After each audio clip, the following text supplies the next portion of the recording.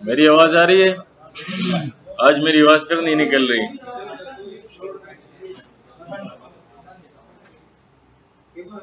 क्या करेंगे आज? मालवेयर एनालिसिस करेंगे ना।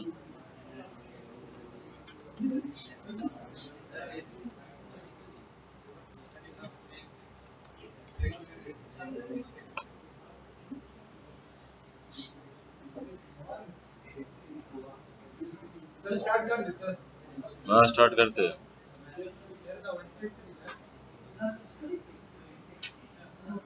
ये उस प्रोजेक्ट में या दूसरा कोई प्रोजेक्ट है?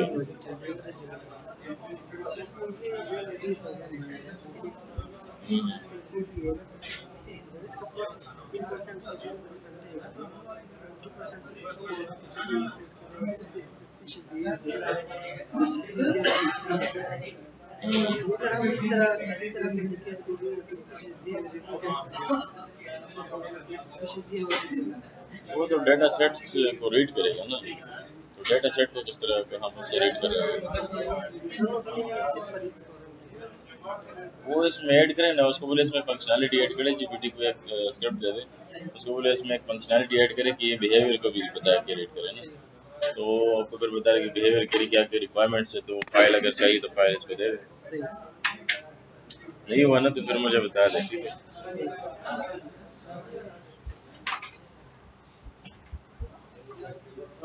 स्टार्ट कर ले। अच्छा, इसके लिए ना आप लोगों ने पहले लैब बनाना है। मैंने आपको बताया था ना, हमें फ्यूचर में मालवेयर एनालिसिस के लिए 2 मशीन्स चाहिए होंगे। ठीक है, तो कौन कौन से मशीन्स चाहिए? लैब के लिए आपको 2, एक लिनक्स मशीन चाहिए और एक विंडोज मशीन चाहिए। ये वाला ऑन है, इसको ऑन करें ना यार, ये बटन से नीचे, ये लाइट के साथ ही बटन है।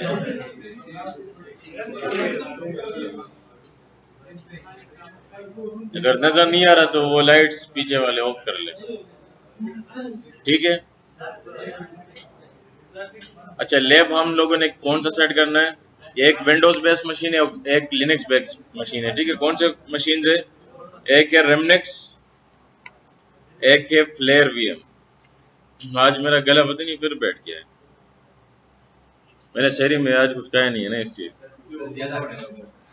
ज्यादा किधर का है? ज्यादा कहा होता तो। अच्छा, फ्लेयर वीएम जो मशीन है ये विंडोज बेस्ड है, और जो रेमनेक्स है ये लिनक्स बेस्ड है।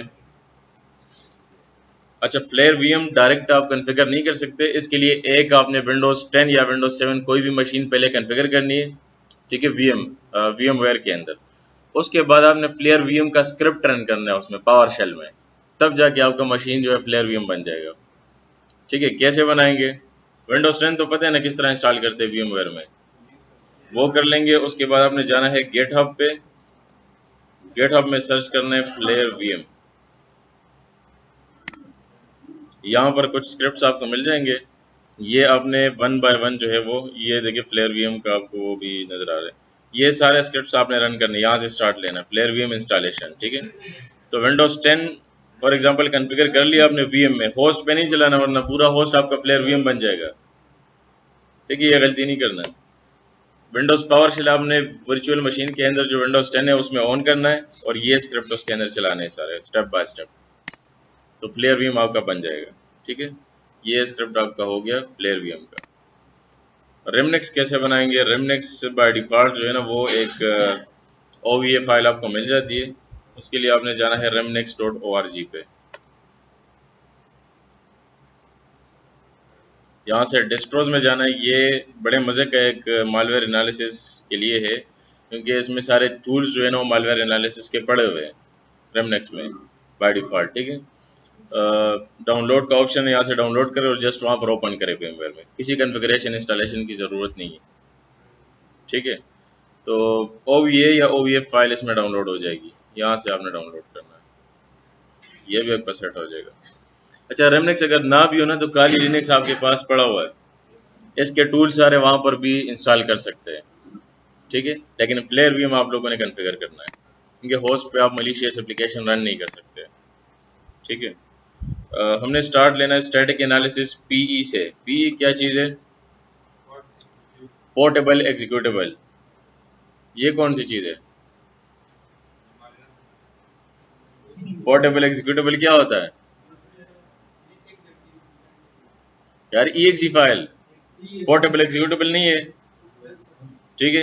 तो EXE फाइल की हम क्या करेंगे? स्टैटिक एनालिसिस करेंगे। उसके लिए जो टूल्स रिक्वायर्ड है वो है ओले आईडी, सॉरी ओले तो ऑफिस के लिए होता है, इसके लिए है PE ID, PE view tool है, इसके अलावा पीई स्टूडियो है, पीई स्टूडियो, एक है डिपेंडेंसी वाकर, DW भी आप इसको कहते हैं या डिपेंडेंसी वाकर भी कहते हैं। डिपेंडेंसी वाकर क्या करता है? ये आपका जो है ना, अगर कोई फाइल है तो उसमें आपको बता दे कि ये लाइब्रेरीज है और इसमें कौन कौन से फंक्शंस है, उनके क्या क्या पाथ से और मेमोरी में जाके कौन से फंक्शंस जो है वो एग्जीक्यूट हो रहे हैं, ठीक है। तो वो सारी चीज़ें आपको नज़र आ जाते हैं। बाकी PID आपको जस्ट ये बता दे कि ये जो प्रोग्राम है वो किस लैंग्वेज में लिखा हुआ है। तो हम क्या करेंगे? फ्लेयर VM में जाना है, क्योंकि ये टूल सारे यहाँ पर मौजूद है, ठीक है। ये PE वाले टूल्स का एक यहाँ पर फोल्डर बाय डिफ़ॉल्ट आ जाता है। जब आप फ्लेयर VM का स्क्रिप्ट चलाते हैं ना, तो ये डेस्कटॉप भी आपका चेंज हो के फ्लेयर VM बन जाते हैं और यहाँ पर टूल्स भी आ जाते हैं। और जो एंटीवायरस सॉफ्टवेयर है, रियल टाइम प्रोटेक्शन, वो बाय डिफ़ॉल्ट जो है वो साइलेंट हो जाता है, वो कुछ नहीं कहता, ठीक है। लैब बन जाता है ना एक। PE फोल्डर है, यहाँ पर PEID टूल है। अब PEID में हमने ब्राउज करने किसी मलिशियस फाइल को, मेरे पास कुछ फाइल्स पड़े हुए, वो मुझे आपने याद दिलाना है, मॉर्निंग वाले को भी मैंने अभी तक सेंड नहीं किए। तो NJRAT का एक फाइल है, इसको मैंने यहाँ पर ब्राउज कर लिया। ये क्या बता रहा है? इसको मैं थोड़ा सा ना मैग्नीफायर से जूम इन कर लेता हूँ, चले। ये देखिए क्या इन्फॉर्मेशन आ रही है। C# में बना हुआ है ना, ठीक है। तो ये हमें पता चल गया PEID से, ये आपका स्टैटिक एनालिसिस का फर्स्ट स्टेप है कि आपको ये पता चले कि ये जो कोड है किस लैंग्वेज में बना हुआ है, ठीक है। तो ये कौन सा लैंग्वेज है? C# है। बाकी यहाँ पर EP सेक्शन में टेक्स्ट है, मतलब कोई चीज़ इसके साथ एम्बेड वगैरह नहीं है, पैकर्स वगैरह UPX अगर यहाँ पर नज़र आ रहा हो ना, तो उसका मतलब है कि इसके साथ कोई पैकर्स भी है, लेकिन अभी पैकर कोई बाइंड कोई चीज़ नहीं हुई इसके साथ, ठीक है। तो ये हमें पता चल गया। इसके अलावा अगर हम इसको क्रॉस करें, यहाँ पर एक और टूल है PE स्टूडियो, तो यहाँ पर नहीं है। अच्छा, PE स्टूडियो ना बाय डिफ़ॉल्ट प्लेयर VM में नहीं होता, ये आप लोगों ने गूगल से डाउनलोड करने की छोटी सी यूटिलिटी है, ठीक है। PE स्टूडियो आपने सर्च करना है और वहाँ से डाउनलोड करना है।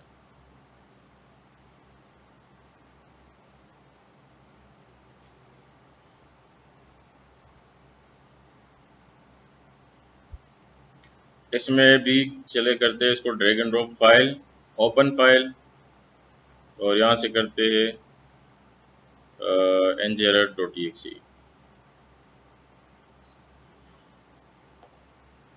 अब ये क्या करेगा, ये आपको जितने भी इंडिकेटर्स है ना वो सारे बता देगा, साथ में वायरस टोटल भी बता रहा है कि कितने एंटीवायरस ने इसको स्कैन कर लिया और कितने से बाईपास हो गया, ठीक है। इंडिकेटर्स में क्या है? अच्छा, आपको साथ में हैशेस भी नज़र आ रहे हैं, MD5 SHA-1 SHA-256, उसकी साइज फाइल की ये सारी चीज़ें भी शो कर रहा है। और CPU किस CPU के लिए बनाता है ये भी बता रहे, 32 बिट के लिए। सर आप मालवेयर पेलोड बनाते थे ना, X86 X32 X64, तो वो आपको ये भी बता रहे कि ये कौन से आर्किटेक्चर के लिए, CPU के लिए। इंडिकेटर जो है, इंडिकेटर क्या शो कर रहा है? ये राइट साइड पे ना लेवल्स है। लेवल आपने अगर लेवल पर क्लिक करेंगे तो डिफरेंट लेवल्स आपको नजर आते हैं, लेवल 1, लेवल 2, लेवल 3। अगर मैं लेवल 1 करूँ तो टॉप पे वो वाले आगे जिसमें हम इंटरेस्टेड है, जो फ्लैग्स है, ठीक है। तो फ्लैग्स में क्या क्या आ रहा है? IP आ रही है, ये वो IP होगी जो मतलब अटैकर की होगी या जहाँ से ये कनेक्ट हो रहा है, ठीक है। सिस्टम नेट सॉकेट्स, मतलब इसकी कनेक्शन जो है वो इस जगह पर जाके इस्टेब्लिश हो रही है ना, ठीक है। तो वो इसलिए ये फंक्शन यहाँ पर आ रहा है। बाकी क्रिप्टोग्राफी वगैरह आ रहा है, तो ये कुछ फ्लैग्स है, ये आपने यहाँ से कलेक्ट करना है, ये आपके IOCs हो जाएंगे, ठीक है। वायरस टोटल आ रहा है, उसके अलावा हेडर्स वगैरह अगर आपने चेक करना हो जिसमें आपके सिग्नेचर्स होते हैं। इंपोर्ट में क्या आ रहा है? इंपोर्ट में वो फंक्शंस आ रहे हैं जो इंपोर्ट हुए हैं, ठीक है। फंक्शन को किस तरह चेक करेंगे कि ये फ्लैग है या नहीं है, ये सस्पिशियस है या नहीं है। ये देखिए फॉर एग्जांपल यहाँ पर आ रहा है गेट फोरग्राउंड विंडो ना, तो इसको हमने चेक करने ऑनलाइन एक वेबसाइट है जिससे हम फंक्शंस को चेक करते हैं, malapi.io, मतलब मलिशियस एपीआई हम चेक करते हैं। क्या नाम था उसका, गेट फोरग्राउंड विंडो। ये देखिए गेट फोरग्राउंड विंडो जो है वो कौन से कैटेगरी में आती है, तो इसका क्या मतलब हो गया कि स्पाइंग के लिए ये फंक्शन यूज हो सकता है। ठीक है, देखिए इस पर क्लिक करके और भी डिटेल आ जाती है। गेट फोरग्राउंड विंडो जो है वो क्या करता है, this function is commonly used by keyloggers and spywares. तो इससे क्या आपको पता चल गया कि ये हो सकता है स्पाइंग के लिए यूज हुआ हो या कोई कीलॉगर्स यूज कर रहा हो। ठीक है, तो ये फंक्शन यहाँ पर हमने डिटेक्ट कर लिया कि ये मलिशियस है, सस्पिशियस है। तो आपने इससे स्क्रीनशॉट लेके इसका रेफरेंस देना है कि माल एपीआई में मुझे पता चला था कि ये फंक्शन जो है इस चीज़ के लिए यूज हो रहा है। ठीक है, क्योंकि स्टैटिक एनालिसिस ना, स्टैटिक में आप क्या करते हैं, आप फाइल को रन नहीं करते। स्टैटिक में आप फाइल के रन करने से पहले कोड को एनालाइज करते हैं कि कोड में क्या है। कोड से पता लगाते हैं ना कि ये मलिशियस फाइल तो नहीं है। अच्छा, डायनेमिक में आप ये करते हैं कि आप फाइल को रन करते हैं और बाद में पता लगाते हैं कि इसने क्या क्या चीज़ें परफॉर्म की है। ये दो एनालिसिस है। तो अब हम कौन सा कर रहे हैं, स्टैटिक एनालिसिस। ठीक है, अच्छा बाकी और भी बहुत सारे इंपोर्ट्स है, आपने इसको चेक करना है स्टेप बाय स्टेप। ठीक है, सिस्टम नेट सॉकेट्स भी दे रहा है, जो फंक्शन जिस नेम स्पेस के लिए तो वो साथ में लेकर भी है। देखिए system net sockets, TCP client, web client, socket, वो तो नाम से भी पता चलता है कि कनेक्टिविटी के लिए। ठीक है, और ग्रुप भी दिया हुआ है कि नेटवर्क के ऊपर काम कर रहा है। इसके अलावा क्या मतलब ऑफ आ रहा है, क्या मतलब ऑफ नहीं है, मतलब ये फ्लैग्ड है, ये है आपकी काम की चीज़ है, इंडिकेटर्स है। ठीक है, अच्छा उसके अलावा स्ट्रिंग्स जो है, स्ट्रिंग्स मतलब जो कोड के अंदर चीज़ें वो सारे आपको एक एक स्ट्रिंग में वो बता देता है। ठीक है, तो यहाँ पर फ्लैग्स में भी आ रहे हैं वही सेम चीज़ें जो हमने अभी चेक की थी, गेट फोरग्राउंड विंडो उसने फ्लैग्स में आपको दिखा दिए। ठीक है, लेकिन एक और चीज़ है जिसमें हम इंटरेस्टेड होते हैं, जो लॉन्ग साइज स्ट्रिंग होता है। जो आप CTF खेलते हैं ना, कैप्चर द फ्लैग, CTF क्या चीज़ है, वो तो कैप्चर द फ्लैग है, वो तो मुझे भी पता है। हैकर के लिए एक कंपटीशन है ना, एक स्किल्स वहाँ से अपने पॉलिश करता है, बहुत सारे हैकर्स आते हैं, वो आपस में जिसने ज़्यादा चीज़ें कलेक्ट की हो तो वो टॉप पे आ जाता है। मतलब एक हैकेथॉन टाइप है। हैकेथॉन में भी CTF होता है ना, जिस तरह स्पीड प्रोग्रामिंग है उसके लिए, प्रोग्रामर्स के लिए, इस तरह हैकर्स के लिए हैकेथॉन CTF है। ठीक है, वो कैप्चर द फ्लैग मशीन को हैक करते या कोई ऑसेंट करते, उसमें चीज़ें ढूंढ लेते तो वो काम कर जाता है। ठीक है, तो ये इस तरह कोई कहानी होती है। तो उसमें भी आप इस तरह जो है ना रिवर्स इंजीनियर करके या स्टैटिक एनालिसिस करके चेक करते हैं कि कौन कौन से फ्लैग्स है।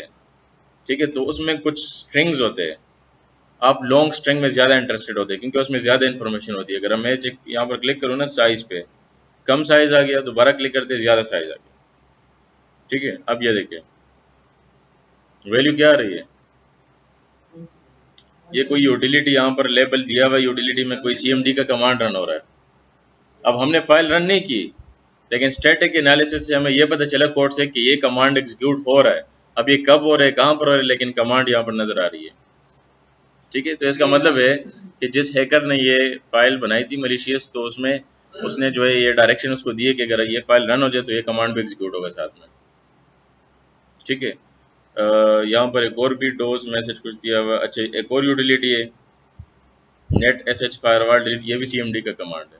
सर ये लेबल्स का क्या मतलब ये कमांड किस चीज़ का है, अगर यूटिलिटी है तो मतलब CMD में जाके कुछ हो रहा है, रजिस्ट्री, ये देखिए रजिस्ट्री में जाके कुछ हो रहा है, डोज मैसेज, ये कोई पॉपअप मैसेज है, ये जस्ट आपको एक मतलब हिंट दे रहा है कि ये चीज़ ये परफॉर्म कर रहा है। ठीक है, अब ये इम्पोर्ट है, तो ये कोई जो है फंक्शन इम्पोर्ट कर रहा है, ये भी यूटिलिटी है, मतलब ये भी CMD कमांड रन हो रहा है। ठीक है, तो ये कहानी है यहाँ पर। हाँ, यूटिलिटी तो जाहिर बात है, CMD की एक यूटिलिटी होती है, वो आप रन करते तो कमांड ही रन होता है। ये प्री एनालिसिस है ना सर? प्री एनालिसिस नहीं, ये सही एनालिसिस है। ये स्टैटिक एनालिसिस है। प्री एनालिसिस में तो आप लैब सेट कर लेते हैं, एनालिसिस स्टार्ट हो गई है, ठीक है। अब पोस्ट एनालिसिस में आप रिपोर्ट बनाएंगे। फिर प्री एनालिसिस क्या होती है? एनालिसिस से पहले तो पहले तो आप लैब सेट करते हैं ना, टूल्स आपके पास होते हैं, लैब सेट करते हैं, इंटरनेट आपके पास होनी चाहिए, एविडेंसेस होने चाहिए, ये प्री लैब है। अब इन्वेस्टिगेशन हम कर रहे हैं, स्टैटिक एनालिसिस कर रहे हैं। अब जो असल पेज है ना इन्वेस्टिगेशन का वो चल रहा है, ठीक है। अब इसके बाद क्या होगा? पोस्ट, मतलब रिपोर्ट वगैरह बनाएंगे, सबमिट करेंगे, कुछ एक्स्ट्रा चीज़ें कलेक्ट करेंगे, आगे फर्दर इन्वेस्टिगेशन के लिए भेजेंगे। ये पोस्ट है, ठीक है। प्री पोस्ट ये तो सबको पता होगा।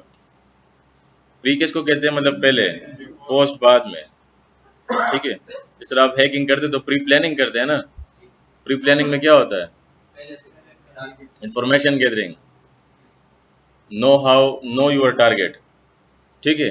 फिर आप क्या एक्सप्लॉइटेशन करते हैं, फिर क्या होता है लास्ट में? Post exploitation. उसमें क्या होता है? प्रिविलेज एस्केलेशन होती है, परसिस्टेंसी होती है, और क्या होता है? ये सारी चीजें मैंने लिख के बताए थे आपको। आप लोगों ने रिपोर्ट्स भी नहीं बनाए ना। अच्छा, ईद के दिन, ईद के बाद जो छुट्टियां खत्म हो जाएगी उसी दिन आपका एग्जाम होगा। यार आपके एग्जाम तो प्रैक्टिकल सिर्फ क्वेश्चन होगी, थ्योरी नहीं होगी, ठीक है। क्योंकि जब आपका फाइनल एग्जाम है ना वो पूरी प्रैक्टिकल बेस्ड है, ठीक है। अच्छा, हमने पीई कर लिए, अब हम करेंगे पीडीएफ वाला।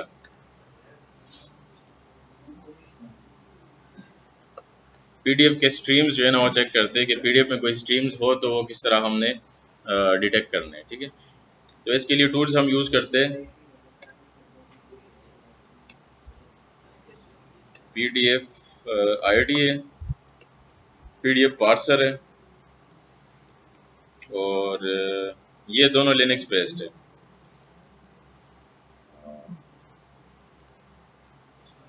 जो विंडोज़ बेस्ड टूल है तो उसमें एक टूल है पीडीएफ स्ट्रीम डंपर, जो हम यूज़ करेंगे।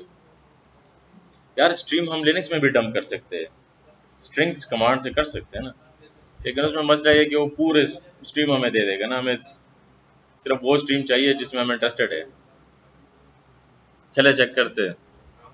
पीडीएफ आईडी जो है वो जस्ट ये करेगा कि हमें जो कीवर्ड्स है सस्पिशियस वो बताएगा, ठीक है, या उसके ऑब्जेक्ट्स वगैरह बताएगा। तो हमने जाना है काली पर्पल पे। ये काम आप रिमनेक्स से भी कर सकते हैं, रिमनेक्स मशीन से, ठीक है। मेरे पास कुछ एविडेंस फाइल्स पहले से पड़े हुए पीडीएफ के, पीडीएफ इन्फेक्टेड पीडीएफ की तरह ये आ गया। यहाँ से करते open terminal. PDF ID by default मेरे ख्याल से नहीं होता, तो उसको आपने एपीडी से इंस्टॉल करना होगा, ठीक है। Infected dot PDF. अब ये देखिए, ये इसने जो हेडर है पीडीएफ का वो आपको बता दिया, उसमें क्या क्या आ रहा है, उसमें ऑब्जेक्ट्स आ रहे हैं। अब ऑब्जेक्ट्स आ रहे हैं यहाँ पर शो कर रहे हैं आपको, उसमें से पेज में पता नहीं कोई उसने डिटेक्ट कर लिए, एक उसने जावास्क्रिप्ट में, ये देखिए जावास्क्रिप्ट का कोई स्ट्रीम है यहाँ पर, ठीक है। और ओपन एक्शन, ओपन एक्शन का क्या मतलब है कि कोई चीज़ एग्जीक्यूट हो रही है ना। अब ये कब हो रही है, क्यों हो रही है, लेकिन कोई चीज़ एग्जीक्यूट हो रही है, हमें पता चल गया बस। तो यहाँ से आपने एक स्क्रीनशॉट लेके अपने एविडेंस फाइल में ऐड करना है, फाइंडिंग्स। पीडीएफ आईडी ये टूल है, कमांड नहीं है, ये एक यूटिलिटी है जिससे आप चेक करते हैं कि ये देखिए, अगर मैं करूँ ना व्हाट इज पीडीएफ आईडी, इसको खुद नहीं पता, ठीक है। तो पीडीएफ आईडी असल में आपको पीडीएफ के हेडर्स बताता है, ठीक है, जिसमें सस्पिशियस कोई इस तरह कीवर्ड्स हो तो आपको बता देगा। अच्छा, इसकी जो स्ट्रीम है इसको हम किस तरह देखेंगे, या पीडीएफ पार्सर से हम इसके पूरे वो ऑब्जेक्ट्स, इनडायरेक्ट ऑब्जेक्ट्स जिसको कहते हैं, ठीक है, वो किस तरह चेक करेंगे। तो उसके लिए हम करते हैं पीडीएफ हाइफन पार्सर टूल है। अब ये इनडायरेक्ट ऑब्जेक्ट्स आ गए सारे। अब ये जो ऑब्जेक्ट्स है, ये ऑब्जेक्ट 1 में रेफरेंस दिया है 20R 30R और 50R। 20R में रेफरेंस दिया हुआ है, काउंट कर रहे हो ब्लाइंड 40R को, 40R से जा रहा है यहाँ पर 60R पे। 60R, ये देखिए यहाँ पर कोई एक्शन परफॉर्म हो रहा है, लेकिन वो रेफरेंस कहाँ का दिया हुआ है, ये चीज़ कहाँ से रन हो रही है? 60R। और 60R में क्या चीज़ है? मतलब जो रेफरेंस दिया हुआ है ना, उसमें उस ऑब्जेक्ट में क्या है? उस ऑब्जेक्ट के अंदर स्ट्रीम है। किस चीज़ का स्ट्रीम है? ये कोई जावास्क्रिप्ट वाला स्ट्रीम होगा जो बता रहा है। अब ये स्ट्रीम किस तरह देखेंगे? वो स्ट्रीम जो है ना, उसके लिए डिफरेंट टूल्स है। लिनक्स में मेरे ख्याल से लिनक्स में स्ट्रीम डंपर के लिए कौन सा टूल है? XXD तो नहीं है? ये तो इंस्टॉल ही नहीं है। सर ये जो आपने पीडीएफ ये आपने पीडीएफ आईडी किया है सर, हम्म पीडीएफ हमारे पास malicious उसमें जस्ट वो ऑब्जेक्ट बता देगा कि ये ऑब्जेक्ट है। लेट्स सपोज हैकर ने ऐसी पीडीएफ को पीडीएफ बनाई फिर हैं? मतलब सॉरी किसी ने मतलब एक malicious बनाई है कि मतलब वेब बैंकर बनाया जिससे सिर्फ पीडीएफ एक्सटेंशन है और वो पीडीएफ नहीं है, वो हमें अगर नहीं है वो तो ये देखे ना आप करें। यार मैंने आपको एक कमांड बताई है, आप फाइल करें, आपको फॉर्मेट बता देगा कौन सा फॉर्मेट है। फाइल से सबसे पहले आपने ये कमांड चलाना है कि ये फॉर्मेट किस चीज़ का है। बेशक ये .abc होगा, लेकिन अगर पीडीएफ फॉर्मेट है तो पीडीएफ आपको बताएगा कि पीडीएफ है। ठीक है, ये फाइल किया करे हो तो अब मैंने स्टार्ट में बताया था, वो तो बेसिक चीज़ है ना।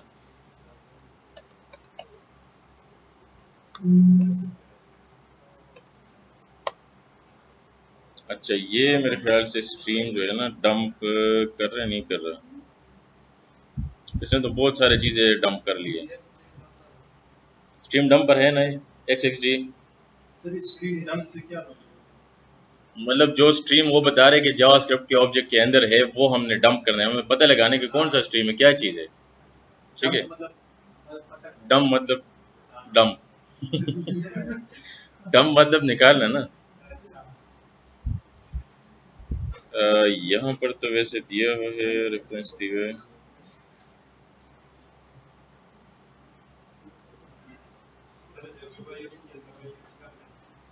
वो करते, लेकिन वो विंडोज में ना, अगर आपके पास सिर्फ लिनक्स हो तो फिर क्या करेंगे।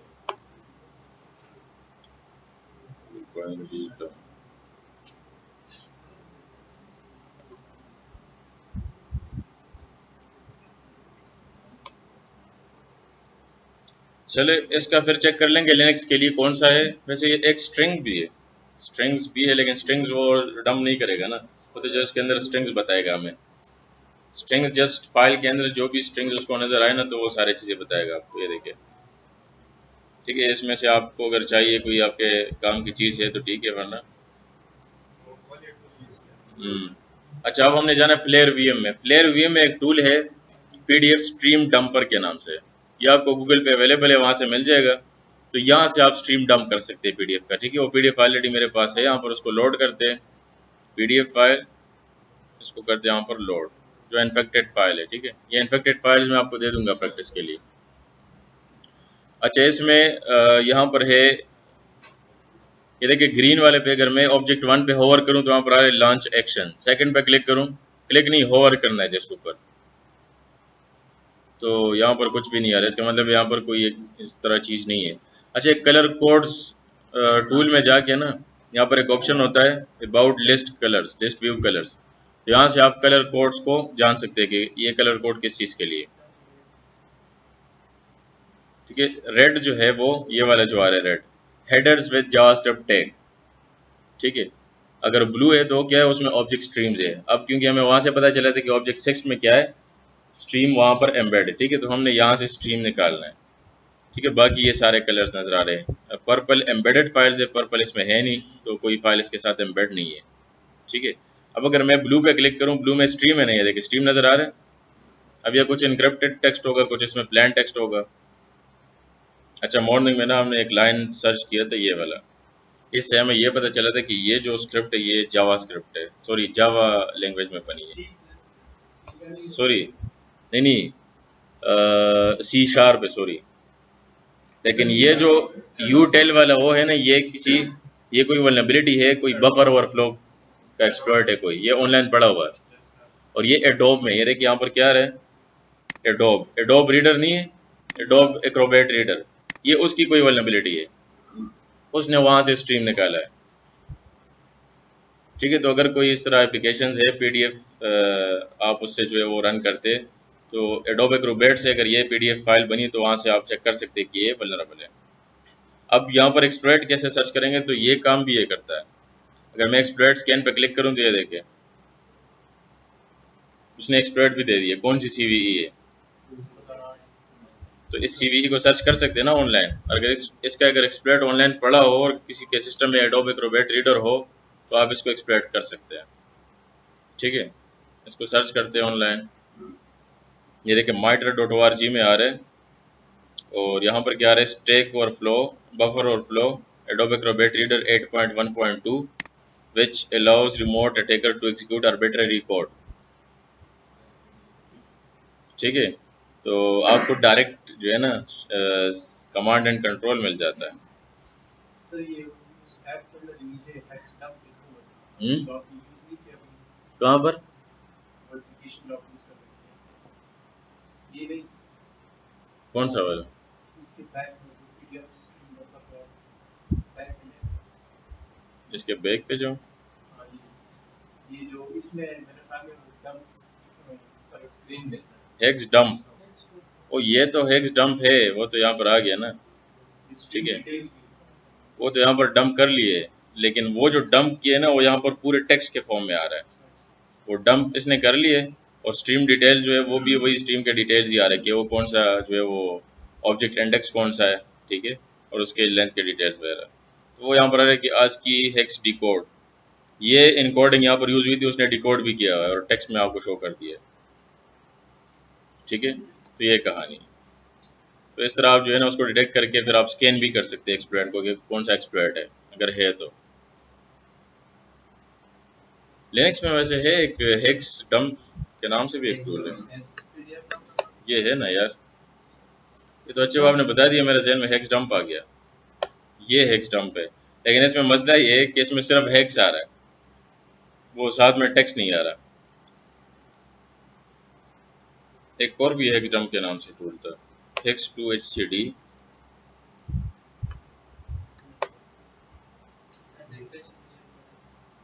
अच्छा ये तो दूसरा है, ये मेरे ख्याल से उसके लिए यूज होता है। ये तो ब्लूटूथ वो कन्वर्टर है। हाँ, जो हेक्स डंप है ये असल में हेक्साडेसिमल को डिस्प्ले करता है। हाँ ना। यार एक टूल था हेक्स डंप करने के लिए, CDF में यूज करते थे। नहीं PDF नहीं, ऑफ वॉइस के नाम से, पता नहीं इस तरह कोई टूल का नाम है, वो फिर चेक कर लेना। उससे पूरा वो हेक्स से आपको टेक्स्ट नजर आ जाता है, वो एक्सट्रैक्ट कर लेता है खुद ही उससे टेक्स्ट। अस्सलाम वालेकुम सर, क्या हाल है सर? जी शुक्र।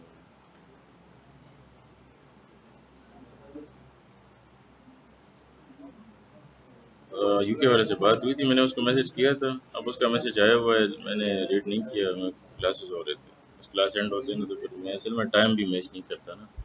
मैं फ्री होता हूँ तो वो सोता है, मैं क्लास में होता हूँ तो फिर वो फ्री होता है।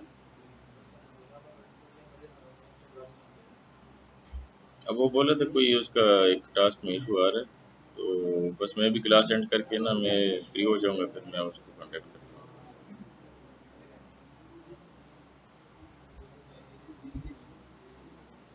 ठीक है, ठीक है, ठीक है, कोई इशू नहीं, मैं करता हूँ।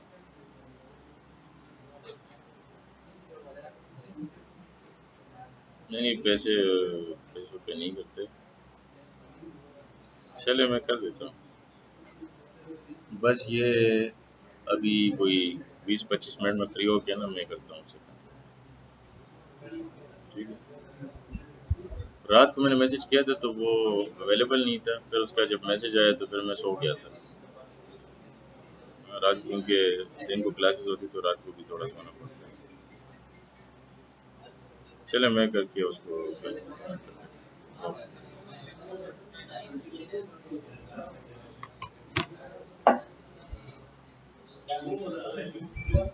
अच्छा और क्या है, किधर बस अभी तो हमने ऑफिस डॉक्यूमेंट्स करने हैं।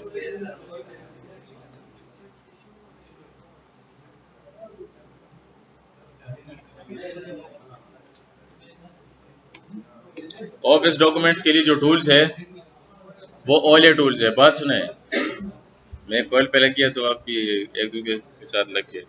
ओले टूल्स के साथ क्या करेंगे, ओले टूल्स ऑफिस के स्टैटिक एनालिसिस के लिए टूल्स है और गेटअप पे अवेलेबल है। ठीक है, गेटअप से कैसे क्लोन करेंगे, हमने जाना है, नहीं गेटअप गेट क्लोन भी कर सकते हैं, क्लोन में थोड़ा सा इशू आता है इसका, तो आप लोगों ने इसको डाउनलोड करना है वहाँ से रिलीजेस से। ठीक है, क्लोन आप करेंगे उसमें 2-3 चीज़ें होती है वो सेट नहीं होती, तो आपने जाना है रिलीजेस में, इसका लिंक मैं आपको दे देता हूँ।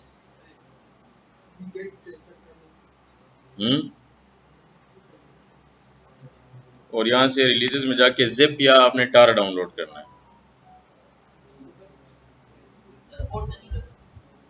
जी जिप कर ले, टार कर ले, ये नाराज हो जाएगा ना, बोले जिप कर ले।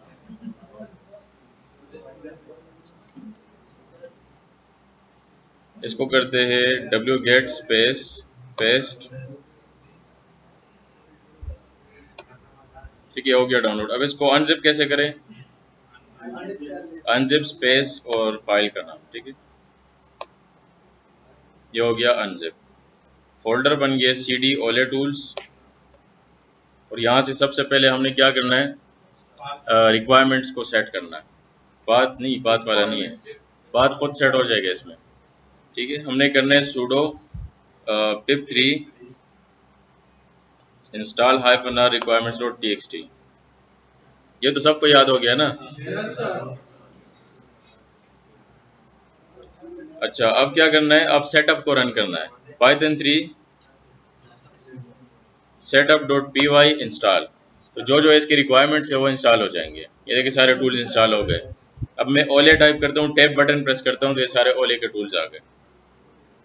ठीक है, तो जिस तरह पीडीएफ आईडी टूल है इस तरह ओले आईडी टूल है। ठीक है, टूल्स उसमें कौन कौन से यूज करेंगे, ओले आईडी, ओले वीबीए, ओले डंप है, ये सारे टूल्स है। ठीक है, अब ओले आईडी को यूज करके पता लगाएंगे कि इसमें कौन कौन से कीवर्ड्स है। ठीक है, मैं यहाँ से करता हूँ, चले ओले, इसको पहले cd स्पेस डबल डॉट करते, मेरे पास एक वर्ड फाइल है टेस्टिंग के लिए docx एक्सटेंशन से। ठीक है, अगर मैं वर्टेक्स करूँ तो सॉरी फाइल कर लूँ तो ये मुझे बता देगा ये कौन सा फाइल है, डॉक्यूमेंट फाइल है ना, ये देखिए ऑफिस वर्ड डॉक्यूमेंट फाइल है। ठीक है, तो इसको करते हैं ओले आईडी और infected.docx। अब ये क्या बता रहे हैं, अब इसके जो कीवर्ड्स है तो इसने मेरे ख्याल से एक ही चीज़ इंडिकेटर बता रहे कि इसमें VBA मैक्रोज इनेबल्ड है। वो उसमें नॉर्मली होता है ना, तो आप कोई एक्सेल शीट या कोई वर्ड फाइल ओपन करते तो ऊपर आते हैं मैक्रोज इनेबल्ड, कभी देखा हुआ है? तो फिर आप क्या करते हो, उसको इनेबल करते हो तो मैक्रोज जो भी फार्मूला वगैरह लगे होते हैं तो इनेबल हो जाते हैं। ठीक है, नहीं वो काम की चीज़ें भी होती है, लेकिन कुछ VBA मैक्रोज जो है ना वो सस्पिशियस भी होते हैं। वो किस तरह होते हैं, अब यहाँ पर ये बता रहे हैं ना कि ये सस्पिशियस है। ठीक है, और ये इसका जो रिस्क है वो क्या है, बहुत हाई है। अच्छा, रिकमेंडेशन भी दिया हुआ है कि this file contains VBA macros, suspicious keywords were found, use ओले VBA और mraptor फॉर मोर डिटेल्स। ठीक है, तो हम क्या करेंगे, हम ओले डंप करते पहले। ठीक है, हमने ये पता लगाना है कि कौन से कितने स्ट्रीम्स है और कौन से स्ट्रीम पे मैक्रोज इनेबल्ड है, पहले ये चेक करना है, फिर जाके हमने स्ट्रीम को डंप करना है और फिर हमने उस पर फर्दर जो है वो एनालिसिस करनी है और उसका कोड देखना है। तो सेकंड स्टेप क्या है, ओले डंप, और ओले डंप इस टूल्स में है नहीं, यहाँ पर ओले डंप नहीं है। ठीक है, तो ओले डंप के लिए अलग कोड कॉपी करके यहाँ पर सेट करना होगा। वो हमने जाना है गिटहब पे, ओले डंप स्पेस गिटहब।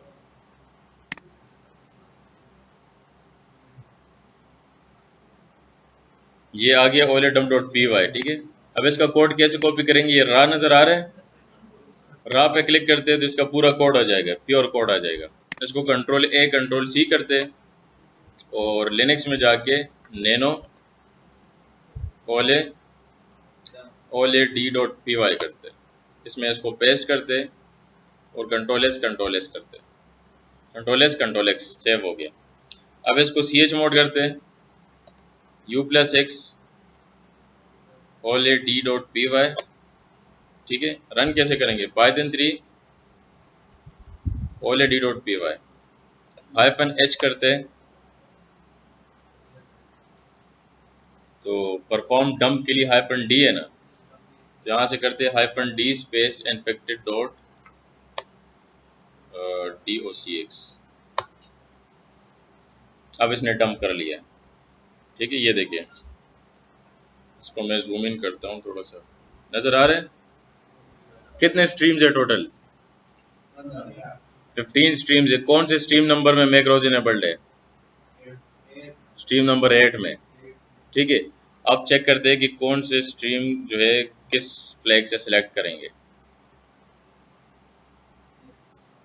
इसमें मेन्यू चेक करते हैं ना, ये देखिए -s से सिलेक्ट होता है, ठीक है। सेलेक्ट आइटम फॉर डंपिंग, तो कौन सा स्ट्रीम है, स्ट्रीम नंबर 8, s ऐड करते हैं और यहाँ से infected.docx करते हैं। अब ये देखिए, अब इसने स्पेसिफिक स्ट्रीम नंबर 8 को जो डंप कर लिया है। गाड़ी किसकी है,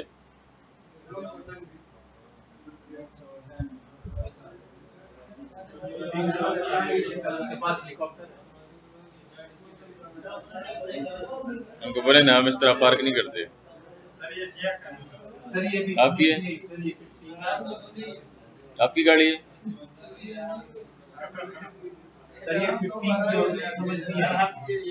स्ट्रीम्स है, स्ट्रीम्स टोटल स्ट्रीम्स। यार ये -d की है ना, -d से क्या होता है, टोटल नंबर ऑफ जो स्ट्रीम्स है वो डंप कर लेगा। जो आपका docx है ना, जो फाइल है doc file, office document file, उसमें हमने क्या किया, पहले हमने पता लगाया कि उसमें कोई मैक्रोस तो नहीं है, तो उसमें डिटेक्शन आ गई कि हाँ है, मैक्रोस तो है। अब हमें ये नहीं पता कि कितने स्ट्रीम के मैक्रोस है, तो स्ट्रीम्स आ गए। अब ये नहीं पता कि कौन से स्ट्रीम में मैक्रोस स्ट्रीम एम्बेड है, कौन से नंबर लाइन में, तो ये जो स्ट्रीम नंबर 8 है इसमें मैक्रोस इनेबल्ड है।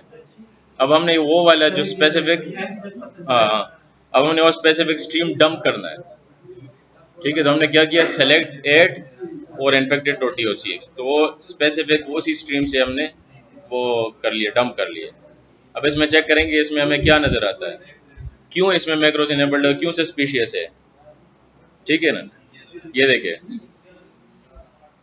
कौन सा फंक्शन है, तो ये कहां पर चेक करेंगे, माल API.io में,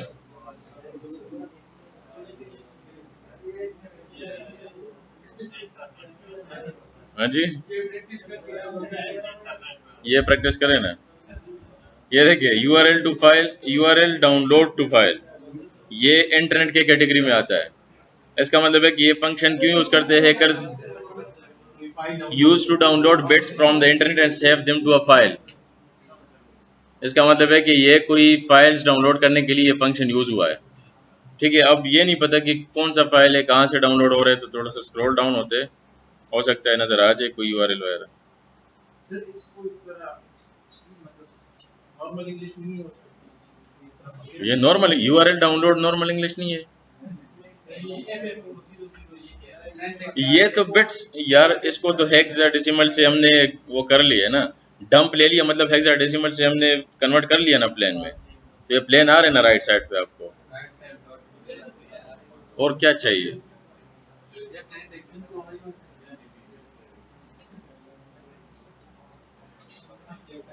हाँ ये आ रहा है, ये वो URL है जहां से फाइल डाउनलोड हो रहा है। ये देखिए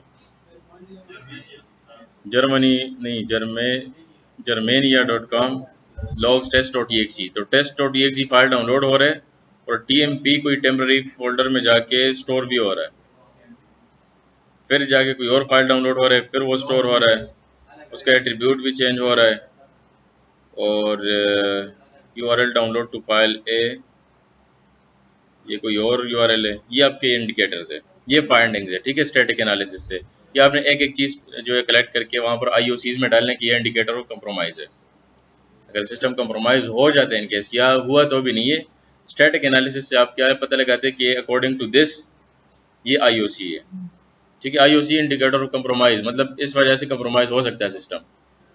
टेस्ट फाइल EXE डाउनलोड हो रहा है ना किसी जगह से, तो ये एविडेंस है, ठीक है। अच्छा, अब एक और काम करते हैं। यहाँ पर हमें रिकमेंडेशन मिली थी कि आप ओले VBA यूज़ कर लें। जब हम ओले ID करते थे ना, यहाँ पर ये क्या बता रहा था कि ओले VBA यूज़ करें। ओले VBA क्यों यूज़ करते हैं? ताकि वो जितने भी उसकी स्ट्रीम है वो आ जाए सारी, ठीक है। या ओले VBA से आप पूरा कोड भी जनरेट कर सकते हैं, जो एग्जैक्ट कोड है, सोर्स कोड, और उसकी एनालिसिस भी कर सकते हैं। तो कोड के लिए क्या करेंगे, ओले VBA space hyphen C code के लिए। ये देखिए, अगर मैं -H करूँ ना, तो यहाँ पर क्या बता रहे हैं कि -C कोड के लिए display only VBA source code, do not analyse it. Analyse नहीं करेगा, जस्ट सोर्स कोड आ जाएगा, ठीक है। एनालाइज के लिए क्या करेंगे, -A, ठीक है। इसमें फिर क्या होगा, ये देखिए, इसमें display only analysis not the macro source code. ये एक दूसरे के इनवर्सली प्रोपोर्शनल है, ठीक है। फिजिक्स में पढ़ा है ना, इनवर्सली डायरेक्टली प्रोपोर्शनल। तो -C करते हैं पहले, इसका कोड आ जाएगा, ये देखिए। ये वो एग्जैक्ट मैक्रोज है जो VBA स्क्रिप्ट है जो एम्बेडेड है, ठीक है। क्यों नहीं कर, आप एक साथ कर ले, ठीक है। आप कर ले -CA कर ले, ठीक है। अच्छा, CA में तो सिर्फ वो आ गया, फिर आपने कोई भी फ्लैग नहीं टाइप करना, फिर दोनों आ जाएंगे, ठीक है। ये देखिए, तो -C से क्या आता है, सोर्स कोड। ये उसका सोर्स कोड आ गया, उसमें लिंक्स, ये सारी चीज़ें दिए हुए, जो चीज़ें परफॉर्म कर रहे हैं पूरा कोड दिया हुआ है, VBA का स्क्रिप्ट है, ठीक है। अगर आप एनालिसिस करते हैं, आपको VBA स्क्रिप्ट नहीं आता, तो -A करें कि उसमें क्या क्या चीज़ें हैं। तो उसने एनालिसिस करके आपको बता दी कि ये एक ऑटो एग्जीक्यूशन कोई टाइप है, ऑटो ओपन कीवर्ड जो वहाँ पर यूज़ हुआ है। क्या कर रहा है, run with word document is open. जब वर्ड डॉक्यूमेंट ओपन होता है तो ये भी साथ में रन हो रहा है, ठीक है। इसलिए ऑटो ओपन कीवर्ड यूज़ हुआ है। फिर ऑटो ओपन है, फिर वर्कबुक ओपन है, ये भी कुछ कर रहा है। फिर एनवायरन है, ये स्पेशियस है।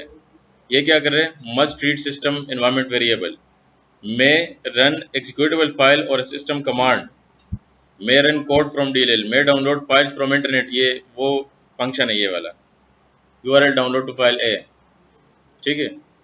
IOCs भी दिए हुए, इंडिकेटर ऑफ कंप्रोमाइज, जहाँ से सिस्टम कंप्रोमाइज हो सकता है। URLs भी दिए हुए, एग्जैक्ट फाइल नेम भी दिए हुए, जो डाउनलोड हो गए, जो सेव हो गए सिस्टम में, ठीक है। देखिए, URLs के आगे URL लिखा हुआ है, जो एग्जीक्यूटेबल फाइल है उसके आगे एग्जीक्यूटेबल फाइल लिखा हुआ है, ले रहे हैं। तो ये टूल्स है, बाकी इसके अलावा और भी टूल्स आप यूज़ कर सकते हैं, जिस तरह ऑफिस है। ऑफिस मेरे ख्याल से यहाँ पर नहीं होगा, ऑफिस GUI टूल है विंडोज़ के लिए, ठीक है। जिस तरह हमने यहाँ पर स्ट्रीम देखा ना, आप ऑफिस करके विंडोज़ में कर ले टूल, वहाँ से आप पूरे ऑफिस डॉक्यूमेंट की वो हेक्स एडिटर एक टाइप है ऑफिस, ठीक है। मैंने यूज़ किया है, बहुत पुराना टूल है, चेक कर लेते हैं, मेरे ख्याल से पड़ा होगा, विंडोज़ के लिए होगा ऑफिस टूल। हाँ, ऑफिस विजुअलाइजेशन टूल है, ठीक है। ये इंस्टॉल करेंगे, इसमें फाइल देंगे तो ये हेक्साडेसिमल को ना एनालाइज करके आपको बता देगा कि इसमें क्या क्या चीज़ है, ठीक है। तो इसको ट्राई कर लें, ये GUI के लिए। यार मुझे कॉल आई है, मैंने जाना होगा, ठीक है। तो वैसे काम हमने एक जैसा किया, मॉर्निंग को भी इतना किया, आपको भी इतना ही कर लिया, साथ साथ चलेंगे। हाँ, ये सेव करते